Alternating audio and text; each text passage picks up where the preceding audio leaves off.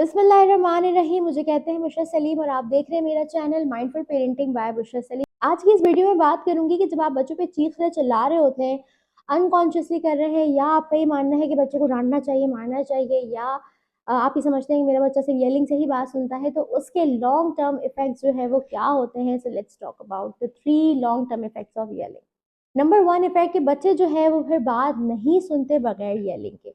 तो बहुत सारे पेरेंट्स का ये कहना होता है कि मेरा बच्चा जब तक बात नहीं सुनता, जब तक मैं ना चीखूं, और ये जेंटल पेरेंटिंग और ये माइंडफुल पेरेंटिंग मेरे बच्चे के लिए नहीं है, क्योंकि मेरे बच्चे जो है वो मॉन्स्टर हैं।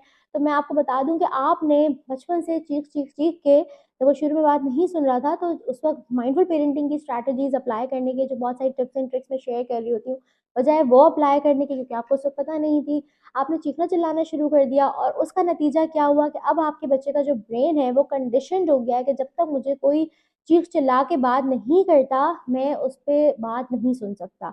और जब आप चीख रहे चिल्ला रहे होते हैं, तो आपके जो बच्चे का ब्रेन है वो फाइट और फ्लाइट जोन में चला जाता है, यानी कि आप कह लें कि आपने उसके ब्रेन में ना हलचल मचा दी है। हेलो एवरीवन, उम्मीद है वीडियो आपको पसंद आ रही होगी। ज़रूर लाइक करें, कमेंट करना ना भूलें और बताएं कि वीडियो कैसी लगी है, क्या ऐसी चीज़ें जो आप जिस पर आप सुनना चाहते हैं। सब्सक्राइब ज़रूर करें। और अगर आपको पेरेंटिंग जर्नी में प्रॉब्लम्स आ रही हैं, चैलेंजिंग लग रही है, मुश्किल लग रही है, तो हियर आई एम।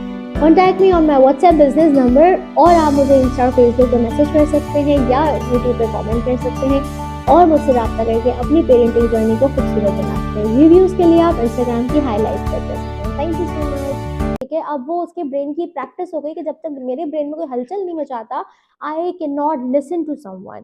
इसी तरह जब वो बच्चे जो चीखने चिल्ला के घर से बड़े हो रहे होते हैं, वो बाहर भी किसी की बात नहीं सुन रहे होते, चाहे कोचेज हैं, चाहे टीचर्स हैं। अब टीचर्स भी फिर जाहिर है वो इंटेंसिटी से तो उनको अलाउ नहीं होता चीखना, जिस इंटेंसिटी से माँ कहती है मेरा हक है।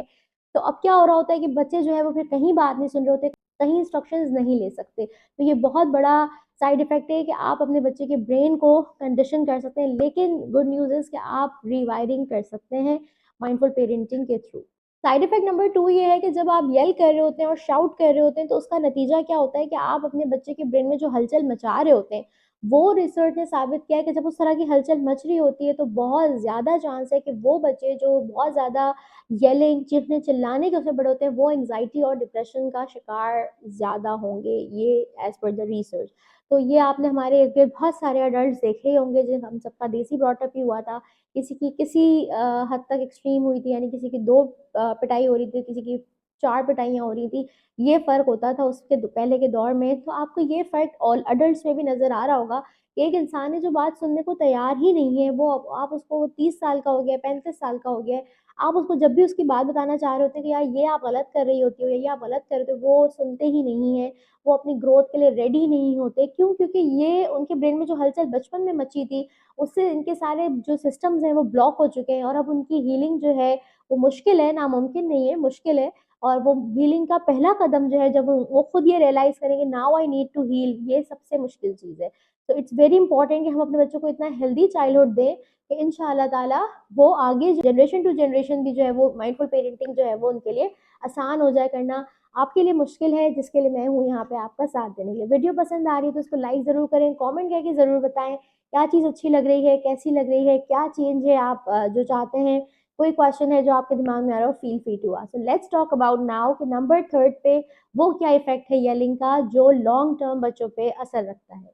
और तीसरा साइड इफेक्ट जो बहुत कॉमन है, जो बहुत ऑब्वियस है, वो ये कि जब वो बच्चे आपको देख रहे हैं येल करता हुआ, तो आप यही चीज़ उनके साथ देखेंगे। वो इनिशियल टॉयज़ में वो ही चीज़ कर रहे होते हैं। यानी मैंने एक दफ़ा किसी के घर गई, किसी के घर शादी में, तो बच्ची जो है अपनी डॉल को सुला रही थी, तो सुलाते उसने बोला, "एक लगाऊँगी, अब सो जाओ।"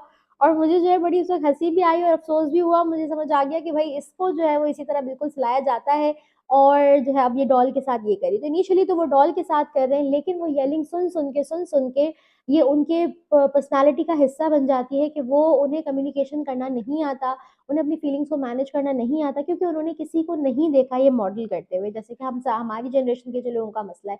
और फिर क्या हो रहा है कि आप जो है वो अपने पार्टनर पे भी येल कर रहे हैं, आप अपने दोस्तों पे भी येल कर रहे हैं, और फिर सबसे बड़ी बात कि आप अपने बच्चों पे येल करके एक और जनरेशन को जो है वो रगड़े में, मैं कहती हूँ, ले लेते हैं, और जो है वो उसका भी नुकसान हो जाता है। तो इन सारी चीज़ों का हमने जो है वो ख़्याल रखना है, अपनी हीलिंग करनी है, ताकि हम बच्चों पे जो है वो ना निकालें सारा, और हमें जो है वो उस पे अपने ट्रिगर्स पे काम करना है कि क्या चीज़ है जिससे मुझे गुस्सा आता है। वो जो वीडियोज़ हैं 2 पार्ट्स हैं कि मुझे गुस्सा क्यों आ रहा है, उसे आपने ज़रूर देखना है। मैंने एंड में बताया है कि जब वो चीज़ें हो रही हों, गुस्सा आ रहा है, तो किस तरह गुस्से को मैनेज करना है कि इन द मोमेंट हम उस इमोशन को कंट्रोल कर लें और फिर तरीके से उसको अच्छे तरीके से रिएक्ट करने के बजाय रिस्पॉन्ड करें। तो उम्मीद है कि न आप इन चीज़ों का ख़्याल रखेंगे और इस वीडियो देखने के बाद रियलाइज़ करेंगे कि कहाँ-कहाँ आप येल कर रहे हैं और किस-किस तरह आप उस पे काम कर सकते हैं। नहीं समझ आया आपको कि मैं किस तरह रोकूँ और हर बार ही आप कहते हैं मैं नहीं डाँटूँगी और फिर डाँट रहे हैं और फिर गिल्ट हो रहा है। You can contact me and we together can break the cycle because I'm here to make this world a better place. So together we can do it. Inshallah. Thank you so much.